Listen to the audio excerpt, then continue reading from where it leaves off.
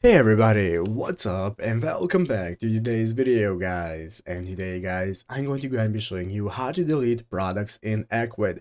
This is a very simple thing to do, so make sure to watch this quick and easy video to the very end and follow my steps correctly so you can make sure this works the same for you and you can do this yourself. But yeah guys, let's get straight into it. So the first thing you want to do is to go ahead and open up the official Ecwid website right here at ecwid.com if you're not already. And after opening it up, you'll be greeted by this main page right here in the upper right corner. You can get started logging into your account. If you do not already have one, just create a new one, and after logging in successfully, you'll be greeted by this home page right here where the left side screen. You can take a look at all the sections you can access, such as dashboard, sales, catalog, and so on. So let's go ahead and take a look at how we can get started with deleting any products that we have in our store. So basically guys, what we are looking for is right here at the left side screen. You want to find the catalog section. By finding catalogs, you're going to open up this new drop down menu with multiple options. One of them is going to be called products. So you want to open up your product section right here. This is going to go ahead and open up this list of all the products that you have added to your store. You can manage, view them, and so on.